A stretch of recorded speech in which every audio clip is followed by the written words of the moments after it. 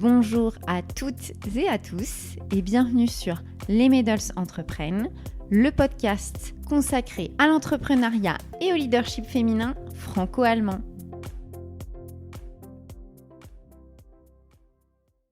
Très chères auditrices et comme d'habitude, très chers auditeurs, il est franchement difficile de présenter ce nouvel épisode sans avoir une pensée pour toutes les victimes du conflit ukrainien.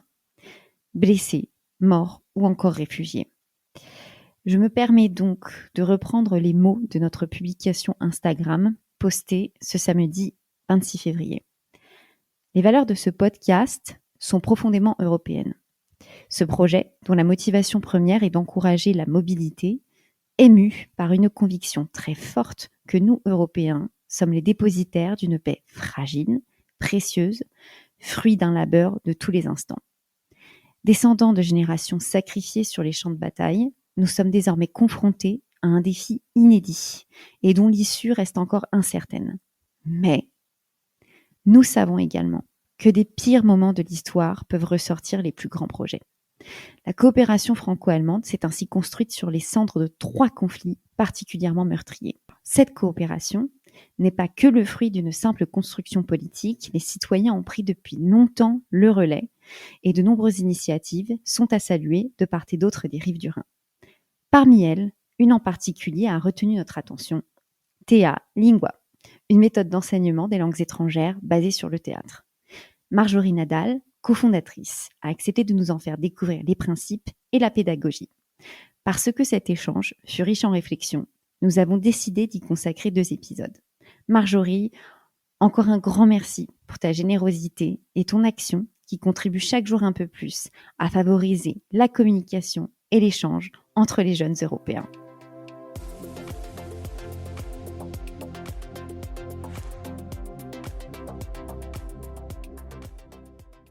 Bonjour Marjorie, bonjour Marie.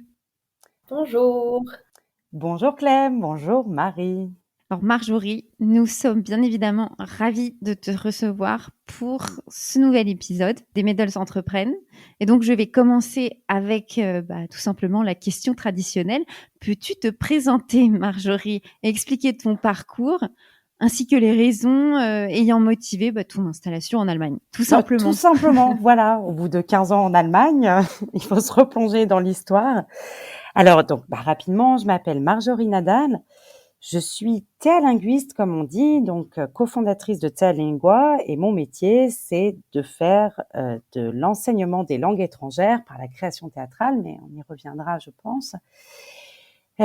Comment je suis arrivée en Allemagne ? C'est une histoire de cœur qui m'a amenée ici, puisque je n'avais pas spécialement fait de langue culture allemande, mais j'étais sur un château, le 2e château de la Loire, très exactement, qui s'appelle Goudet. Donc le tout premier est en ruine, mais il y a un festival de théâtre, Arlande, et le 2e s'appelle Goudet, et on y faisait un chantier médiéval.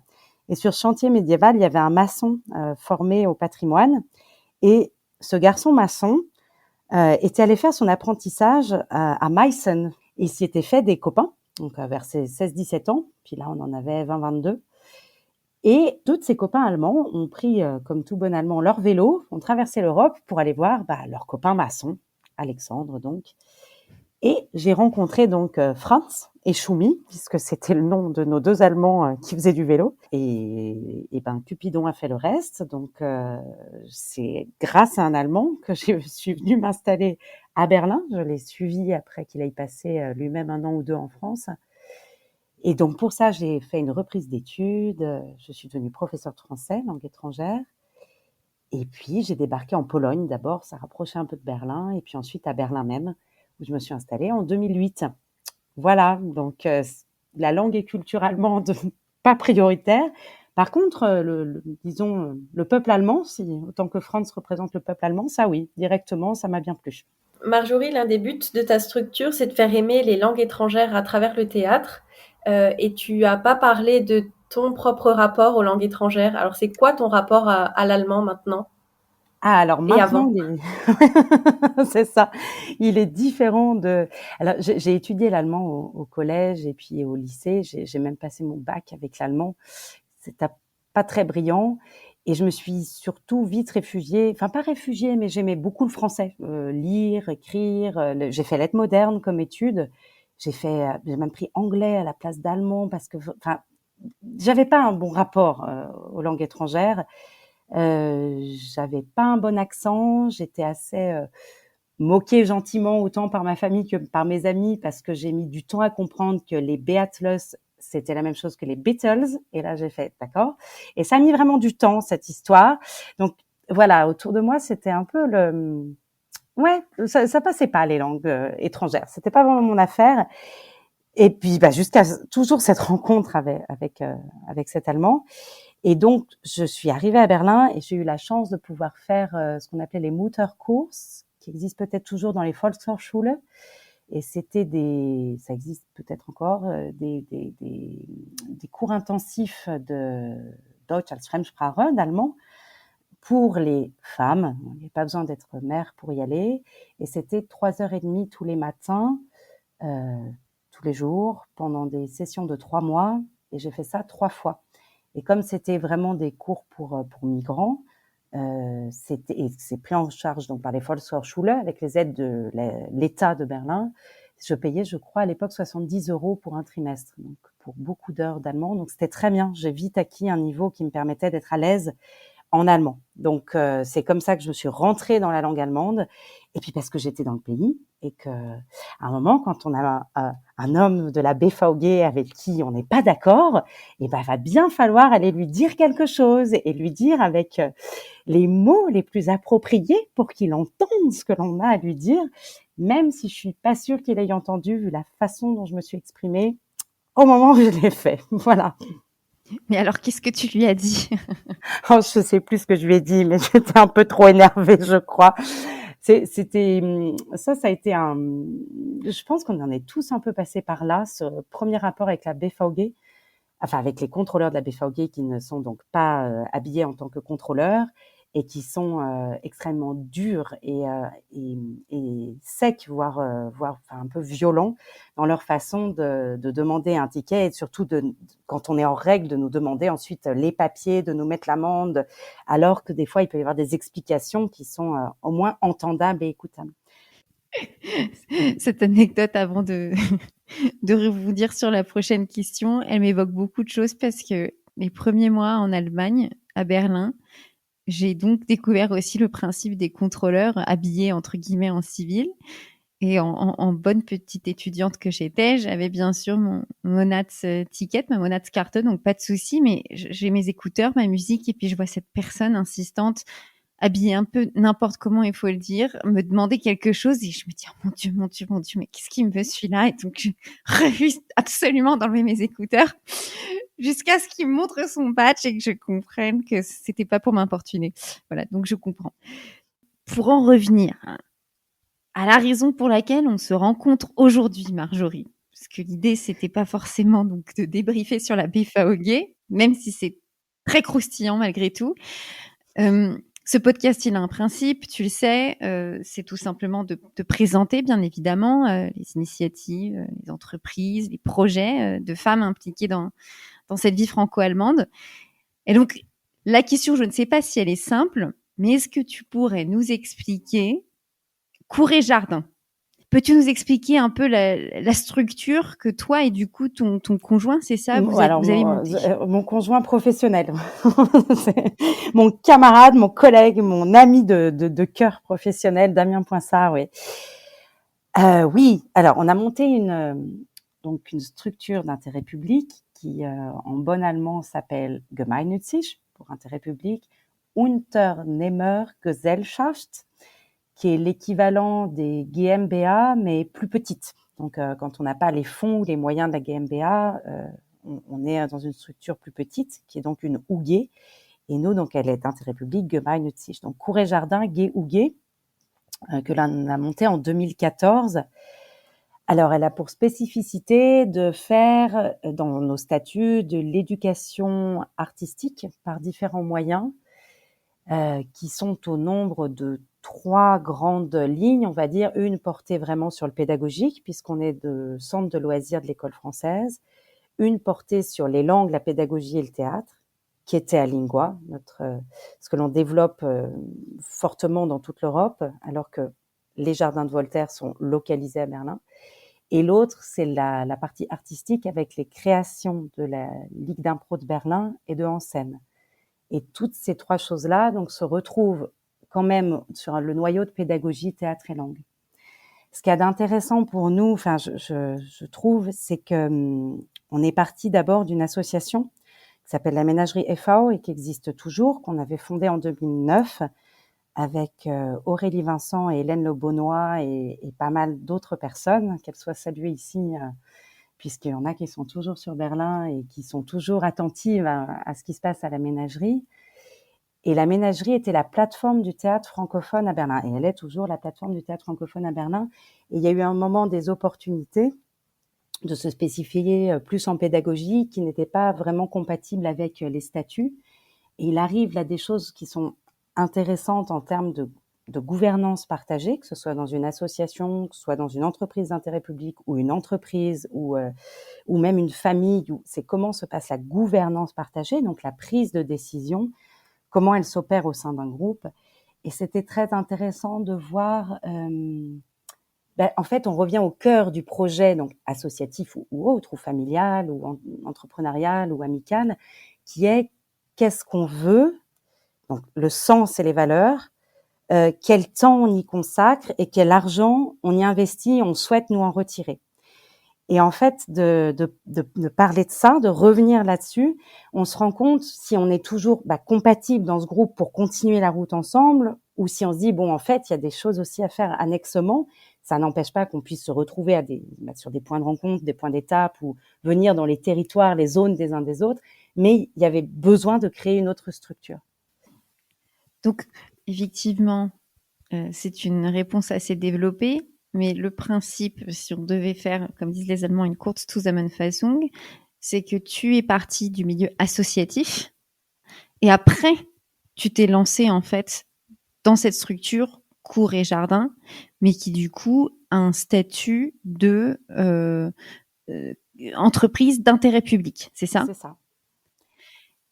Et qu'est-ce que ça signifie en fait, intérêt public? Intérêt public, ça veut dire que l'État allemand nous reconnaît un intérêt pour l'éducation, et l'éducation par la culture et par l'artistique, donc ce qui est dans nos statuts.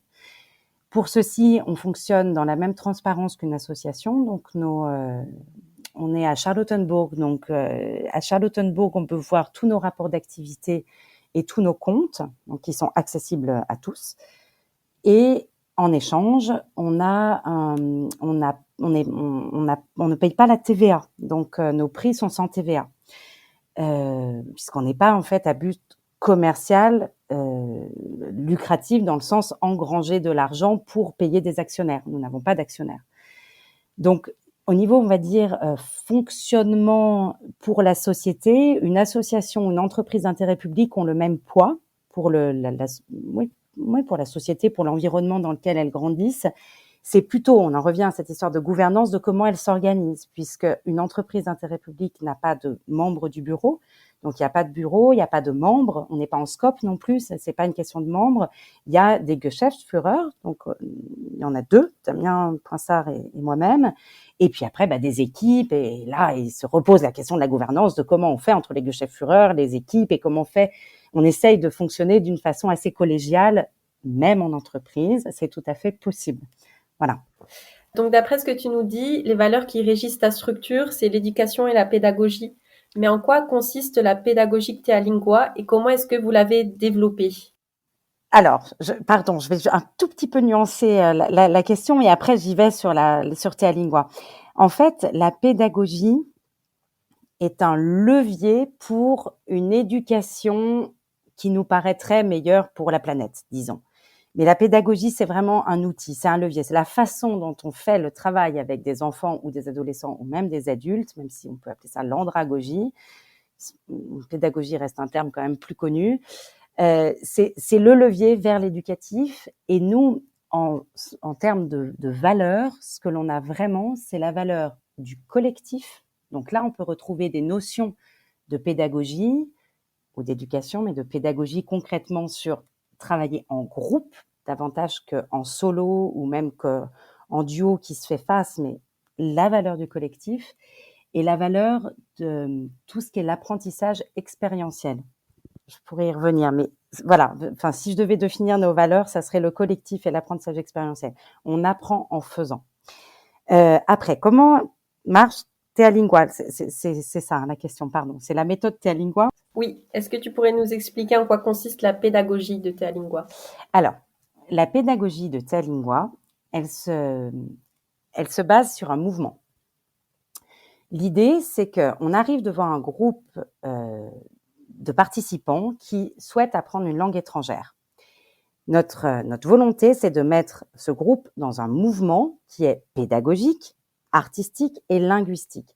Pédagogique parce qu'ils sont donc en classe, quel que soit leur âge et leur niveau de langue. On va enlever les tables, on va enlever les chaises, on va déconstruire le cadre de leur classe pour en reconstruire un qui est souvent celui du cercle. On commence en cercle, hein, c'est une figure de base au théâtre, et debout, donc dans un axe, l'axe du comédien.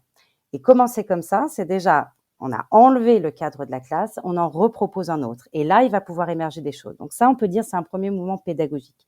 Le mouvement linguistique, c'est qu'on va leur parler la langue cible, c'est-à-dire la langue qu'ils apprennent, la langue étrangère pour eux et maternelle pour nous. C'est pour ça que nous, on est francophones à Berlin.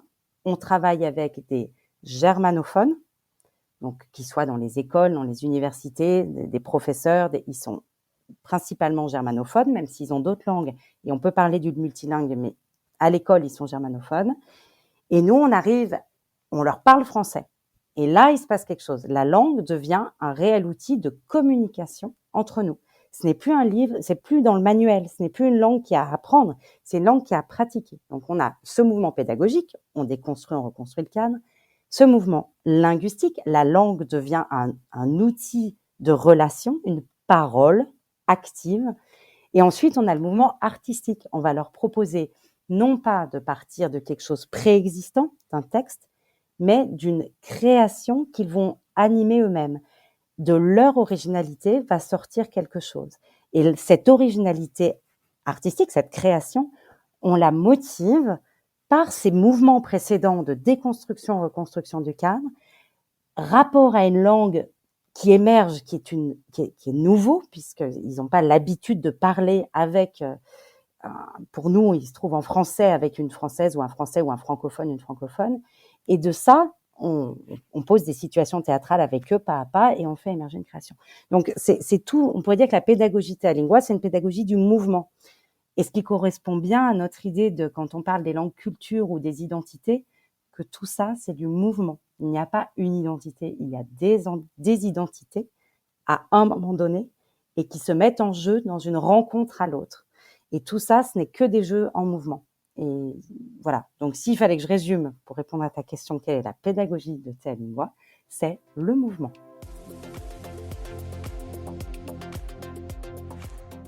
Marjorie, à quoi peut-on s'attendre concrètement en participant à un atelier?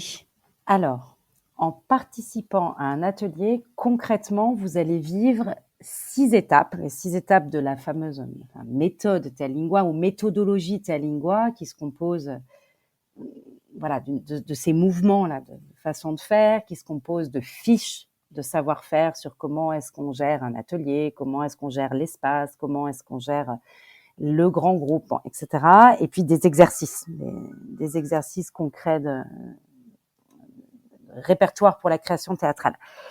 Mais concrètement, vous, en tant que participant, alors, pour faire naître une création, il y a toujours ce moment, donc étape 1, on a d'abord de la dynamique de groupe. C'est simple, mais il faut d'abord oser. Il faut oser se regarder, il faut oser s'approcher, il faut oser, quand on n'est pas en temps de Covid, être au contact. Et il faut se sentir suffisamment à sa place, à une place dans le groupe, pour ensuite, on ira poser des mots en langue étrangère. Donc, il faut déjà se sentir fort dans son groupe et dans ça. Donc ça, c'est la première étape. Et des fois, elle peut prendre, si par exemple on est une journée avec des personnes, elle peut prendre la moitié de la journée. On n'a pas de problème à passer le temps qu'il faut pour que le groupe se sente bien. Donc un groupe qui se sent bien, c'est des personnes qui se sentent bien ensemble. Donc ça, c'est la première étape. La deuxième étape, on va travailler ce qu'on appelle les outils du comédien. Donc là, on va travailler plutôt le corps, la voix, l'espace. Et par exemple, une des façons les plus simples de travailler, c'est à partir des émotions. Parce que les émotions, on est tout de suite dans des choses avec le corps, la voix, l'espace, donc la distance entre les autres, je me rapproche ou pas, ça va créer des émotions et des choses. Donc c'est la deuxième étape, les outils du comédien. La troisième, là, on commence à faire émerger des improvisations, donc des situations théâtrales. Alors on va travailler souvent des lieux, des personnages, des époques, et puis en fait c'est tout ce truc de sentir ce que vous, en tant que participant, vous faites émerger dans tous ces temps-là, là, le temps 1 de dynamique, le temps 2 sur les outils du comédien. Qu'est-ce qui vous a plu? Qu'est-ce qui vous fait rire? Qu'est-ce qui vous intéresse? Qu'est-ce qui a fait plop, plop, plop entre nous pour qu'on le réinvestisse dans les improvisations? Donc, on n'arrive pas avec un livre ou des carnets d'impro en disant, bah voilà, tu fais la situation 7, 8, 12, 4, 43 et puis je reviens après. Non, c'est vraiment, on met en place des situations à partir de ce qu'il y avait déjà avant et puis vers l'idée de vers quoi ce qu'on veut aller. Ça dépend de si on travaille en duo avec un enseignant, il peut avoir une idée de ce vers quoi il veut aller. Donc, on fait ces improvisations et petit à petit, on va proposer aux participants, donc à vous, de choisir celle qu'ils préfèrent. Alors, est-ce qu'ils préfèrent tel ou tel lieu? Est-ce qu'ils préfèrent tel ou tel personnage, tel ou tel titre de livre, tel ou tel machin, tel ou tel truc qu'on aura travaillé? Et on lui dit, OK, maintenant, on va mettre en place quelque chose qui va aller vers le spectacle. Donc, tu choisis, tu es maître de ton destin, tu es autonome et tu t'investis avec ce que tu as joué d'écrire un petit texte. Donc là, le petit texte, on est souvent sous forme de dialogue. Des fois, ça peut être des formes plus poétiques, mais on est souvent sous forme de dialogue ou trilogue ou quatuor, suivant le nombre de personnages qui sont dans la scène. Et là, il y a un jeu de coécriture. Ils écrivent, ça revient vers nous, on corrige, on dramaturgise, ça revient vers eux, etc. Donc ça, c'est la 4e phase, écriture, coécriture. La 5e phase, là, on rentre dans ce qui est le classique, l'approfondissement et la mise en scène. Donc là, on approfondit les rôles, on clarifie les entrées, les sorties, si on a de la chance d'avoir de la technique, où sera la lumière, etc. En général, on est assez sobre là-dessus, on en a peu. Et la 6e étape, on répète, on se rend confiant, on prend possession de tout ce qu'on a vu pour se l'adapter, se le mettre dans le corps, être à l'aise avec, et jusqu'à la réalisation du spectacle. Donc, quand on fait un atelier avec Théa Lingua, on peut s'attendre à jouer devant un public, on peut s'attendre à jouer devant un public dans la langue que l'on apprend, donc une langue encore étrangère, et on peut s'attendre à faire une création originale que l'on va composer ensemble, une création collective. Voilà. Quel est l'objectif au final de tout ce processus et en quoi est-ce que ce processus, il aide à se sentir mieux en parlant une langue étrangère? C'est même se sentir mieux tout court, on pense. C'est là le pari. Ce processus, il a pour ambition de traverser toutes tes pires peurs, en gros, toutes tes pires horreurs, le fait d'être scruté par 100 paires d'yeux qui te regardent quand tu es sur une scène, d'avoir l'air ridicule quand tu parles une langue étrangère, de devoir faire avec tes camarades dans un groupe alors que tu peux pas forcément les supporter. Enfin, toutes ces angoisses du regard, de la peur, de la coopération, de tout ça, on va les traverser ensemble. Donc, je pense que au-delà du bienfait de la langue étrangère sur lequel je vais revenir, il y a un vrai passage vers un vrai passage, une vraie traversée de ces émotions et de ces doutes et de ces incertitudes et de ce que l'on a toujours craint, qui fait que quand on sort de là, on est plus fort. On est plus fort et on va oser beaucoup plus. On aura conquis des territoires, comme on dit, des territoires intérieurs, où on aura découvert ce que l'on peut aussi être ou ce que l'on peut aussi vivre et s'autoriser à vivre. Donc, évidemment, c'est en langue étrangère qu'on fait ça. Donc, c'est super. On a vraiment cette idée que ça va développer le Marjorie en allemand ou le Franz en français ou le Adam en espagnol, je ne sais pas. Bref, en tout cas, que ça va ouvrir la personne à ce qu'elle peut être dans une autre langue. mais pas en sens de ce qu'elle peut être pour une note, mais de qu'est-ce qu'elle avait à dire sur cette scène, qu'est-ce qu'elle a choisi de porter et qu'elle a fait avec son corps et à partir d'une aventure collective, puisqu'on a commencé par cette dynamique de groupe et par ce pouvoir du faire ensemble, de produire quelque chose ensemble en se regardant, en étant au contact, etc. Donc, je pense que passer tout ça, c'est quelque chose de fondamental et qui nous fait vivre aussi quelque chose qui, aujourd'hui, je pense, on a de plus en plus tendance à repousser dans les limites de notre vie, dans des confins un peu, alors que je crois que c'est un peu l'essence de la vie, c'est tout ce qui est l'incertitude. On est très souvent, normalement, dans des questions, des réflexions, des doutes, de l'incertitude, de l'hésitation, de l'ambiguïté. Je ne sais pas. Je ne sais pas quoi. Je suis contradictoire. Je suis ambiguë. Et en fait, je pense que c'est très sain et que c'est des choses qu'il faut accepter, qu'il faut vivre et qu'au plus on les traverse et au plus on peut jouer de ça, de se dire, il y a des zones en fait où les choses sont à négocier, à construire, à faire en se regardant, en y allant ensemble, en sautant alors qu'on ne sait pas exactement où on saute, mais on se tient bien la main et puis allez, ça va pas faire trop mal et de pouvoir faire ça dans un cadre évidemment sécurisant et sécurisé, un cadre comme on dit capacitant, qui est le cadre que nous on met en place, le cadre théâtral, le cadre de la scène. Je pense que c'est une réelle expérience de vie qui accompagne après pendant longtemps. Donc oui pour l'apprentissage de la langue étrangère, mais oui aussi pour traverser tout ce que ces peurs-là de jouer sur scène en langue étrangère peuvent procurer. Alors, tout ce que tu viens nous expliquer ici, c'était très intéressant, mais surtout très théorique. Et là, on aimerait commencer à te poser des questions un petit peu plus pratiques. Quels sont les formats que tu proposes et surtout à quelle tranche d'âge est-ce que tu t'adresses? L'âge, à partir de 8 ans, on dit, c'est vraiment l'âge où on commence à avoir l'idée de la narration avec ce que c'était avant, maintenant, après. Voilà, donc on peut commencer à structurer une histoire parce que création collective, c'est plus simple avec une histoire. Et puis c'est aussi l'âge où voilà le groupe, les copains, tout ça, on peut commencer à faire ensemble, quoi. Donc 8-9 ans à peu près pour l'âge. Niveau de langue, aucun requis. On fait même des fois vraiment de l'initiation pure pour ouvrir, on va dire, l'oreille à la langue française ou au Deutsch als Fremdsprache pour l'allemand. Donc, pas non plus de niveau de langue. Concrètement, en fait, Théalingua, on a 3 domaines où on intervient et où on fait des choses. Le premier, c'est on va dans les institutions où on apprend des langues. Donc, ça peut être des écoles, des universités, des lieux de formation, des instituts français, là où on apprend les langues. Et on fait des projets avec les participants, avec les élèves, les étudiants, ceux qui apprennent la langue. Et là, on fait la création collective. Le deuxième champ, c'est celui de la formation des enseignants. On forme pas mal d'enseignants aux activités théâtrales dans la classe de langue. Comment on fait quand on n'est pas comédien? Qu'est-ce qui est facile à mettre en place? Comment est-ce que ce fameux corps devient un porteur de la langue, un support de la langue? Donc ça, c'est la formation des enseignants.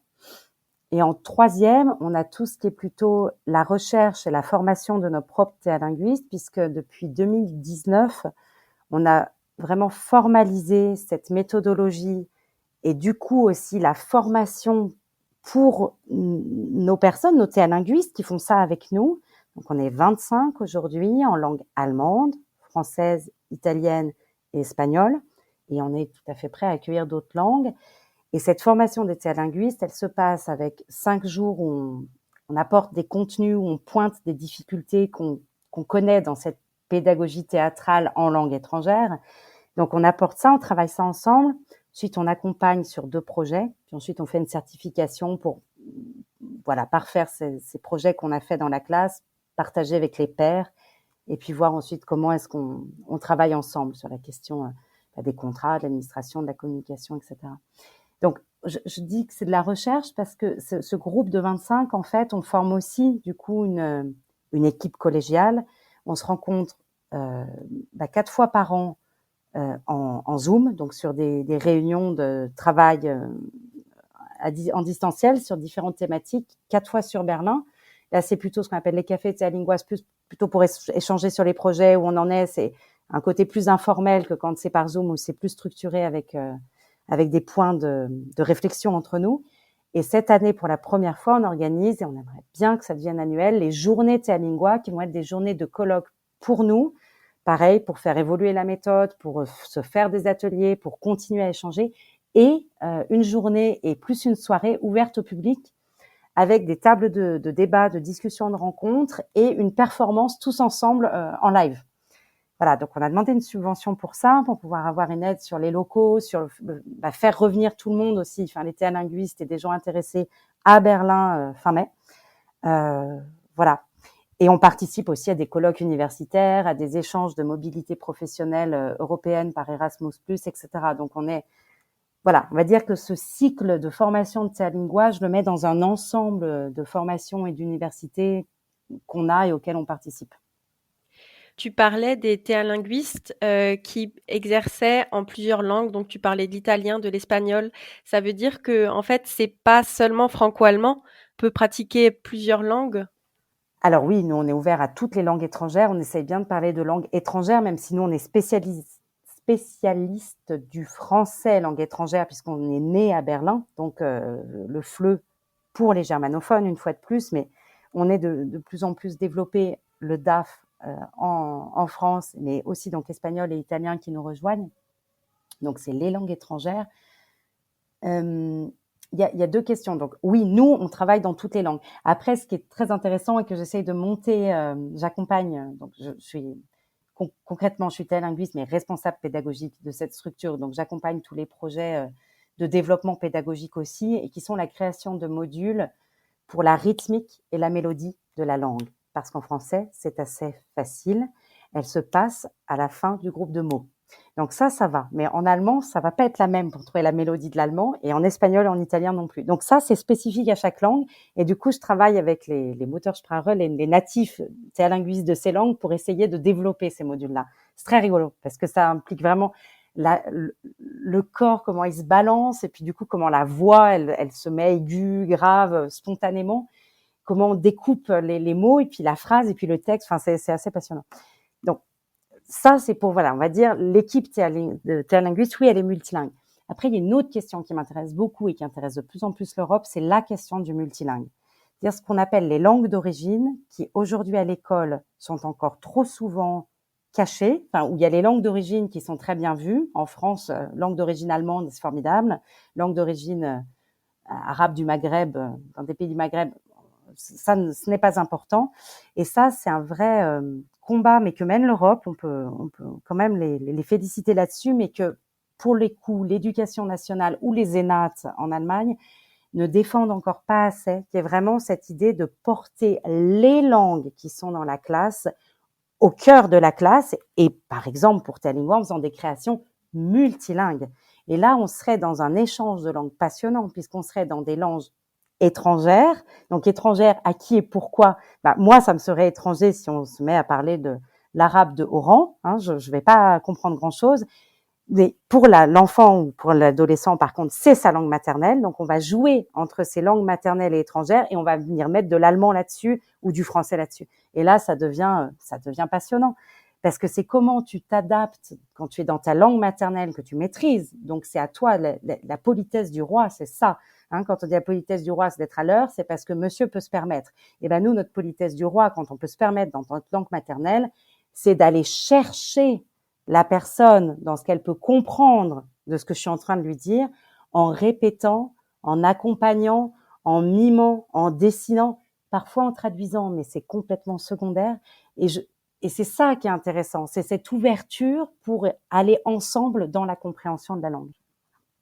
Ce que tu expliques, c'est très, très passionnant. Et avant de parler de ton parti pris sur la question de la traduction, puisqu'on y viendra, moi, l'apprentissage de la langue, ça a été quelque chose de très sec, basé sur des listes de vocabulaire, peut-être des dialogues à apprendre par cœur, et au mieux quelques petits films à regarder en classe. effectivement, lorsque j'écoute ton témoignage, je me rends compte que l'apprentissage d'une langue, en fait, c'est quelque chose qui peut se faire et s'acquérir de diverses manières. Et la question que je souhaite te poser, c'est vois-tu, de par ton expérience, une ouverture, en tout cas pédagogique, de la part des professeurs par rapport à la complémentarité que peut apporter ta méthode dans le cadre de l'enseignement des langues? Alors là, je vais me permettre d'évoquer un programme Erasmus+, une mobilité professionnelle et une mobilité de jeunes qu'on est en train de vivre, qui a été mise en place avec, hommage leur en soit rendu, le lycée Joliot-Curie de Nanterre, qui a une trentaine de langues dans leur établissement, et ils se sont dit, il faut faire des choses avec ça. Et donc, ils ont contacté Terlingua en Allemagne, Bazart en Serbie et La Roven à Madrid en Espagne. Et la compagnie à Nanterre, compagnie de théâtre, c'est le Théâtre du Bout du Monde et Instant Mix. Et donc, ces 5 compagnies de théâtre que nous sommes, 2 en France, une en Allemagne, une en Serbie et une en Espagne, nous travaillons avec des écoles de France, d'Allemagne, de Serbie et d'Espagne, avec des enseignants, la main dans la main pendant 2 ans, pour justement voir comment monter des modules adaptés à la classe de langue. C'est déjà ce qu'on fait à Terlingua, mais là, il y aurait l'idée qu'on rentre dans leurs problématiques de terrain qui ne sont pas les mêmes en Serbie, en Espagne, en Allemagne et en France, puisque, comme vous le savez certainement, l'école allemande et l'école française n'ont pas grand-chose à voir. Donc, c'est comment est-ce qu'on adapte tout ça? Et avec la question clé, qui me semble que tu posais dans ta question, c'est est-ce qu'on a besoin d'un intervenant ou est-ce qu'on peut faire nous-mêmes?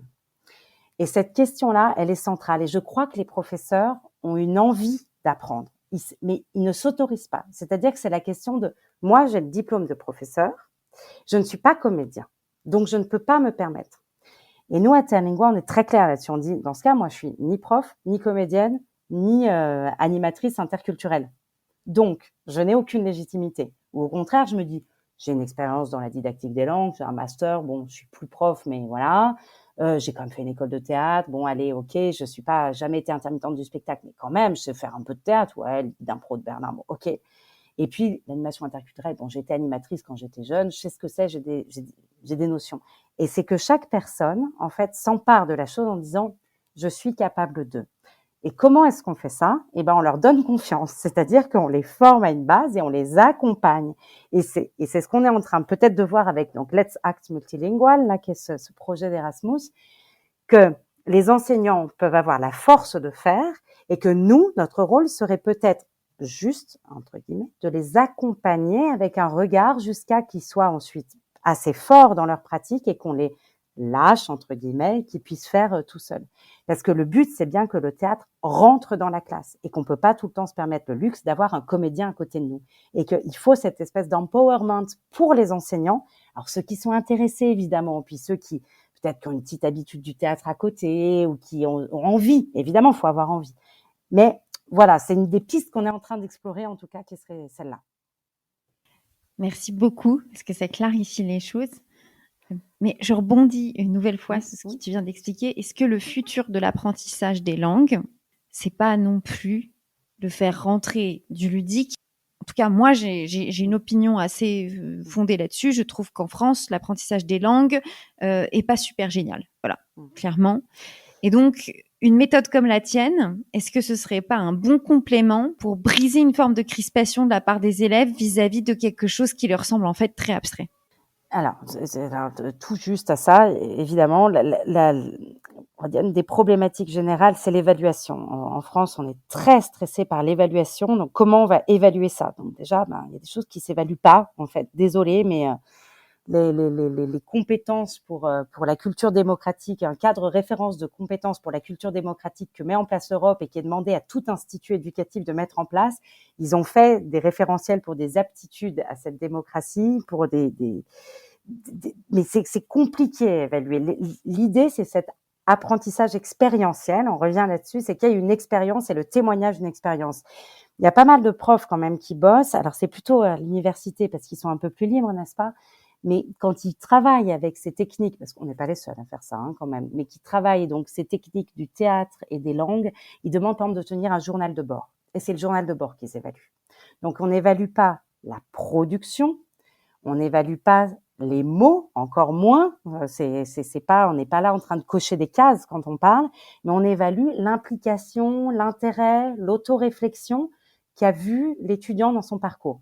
Donc, il peut avoir très peu de texte, il peut ne pas être à l'aise sur scène, on peut lui trouver une autre place, etc. Mais s'il est dans le projet, c'est ça qui va être évalué et sa capacité de réflexion là-dessus et puis d'écriture dans la langue cible, donc la langue étrangère, en tenant son journal de bord. Et ça, je trouve que c'est une piste qui est très intéressante, par exemple, d'arrêter d'évaluer la production orale des élèves et de faire, je reviens à ce que tu disais sur le côté sec des langues, et qu'on enseignerait comme des mathématiques, même si mon ami Gaël Valgenvis, qui est prof de maths, fait justement tout pour que les maths soient concrets, ludiques et vivants. Donc, mon exemple des maths est un mauvais exemple, mais comme quoi aussi tout apprentissage devrait passer par de l'expérience, du ludique, du collectif, de la collaboration pour faire ensemble et que ce soit passionnant, que les élèves, en tout cas, trouvent leur passion. Ils n'ont pas besoin d'être passionnés et des maths, et des langues, et du français, et du sport, mais au moins qu'ils aient ces portes ouvertes. Bref, pour la langue, c'est d'autant plus important que l'on est dans une expression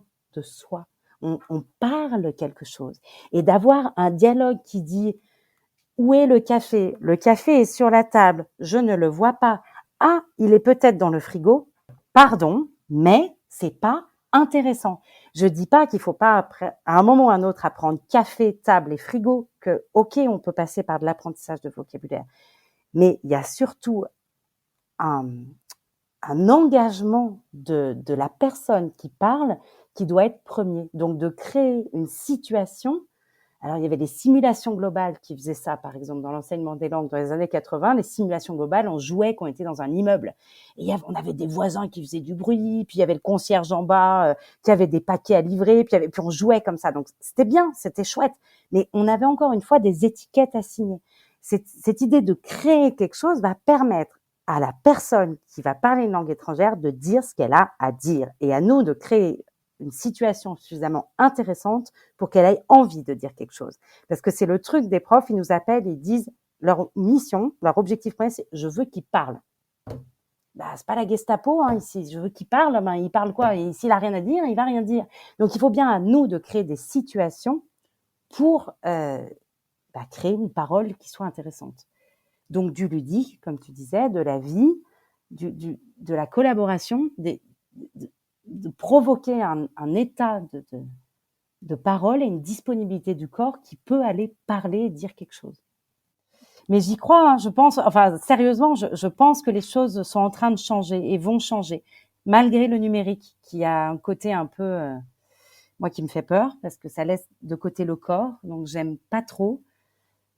Mais je crois qu'il y a vraiment des personnes qui veulent plus de ça, justement, et qui veulent un peu renverser la table. Et aussi en France, même des conseillers du recteur. On bosse quand même avec des gens bien aussi. Aussi un peu l'école montée là, de l'éducation nationale qui disent en effet, il faut autrement, quoi. Mais on y croit. Par l'université, je pense qu'on va... Mais l'université dit en plus des choses comme ça. C'est vraiment... Mais on y croit, ça va changer.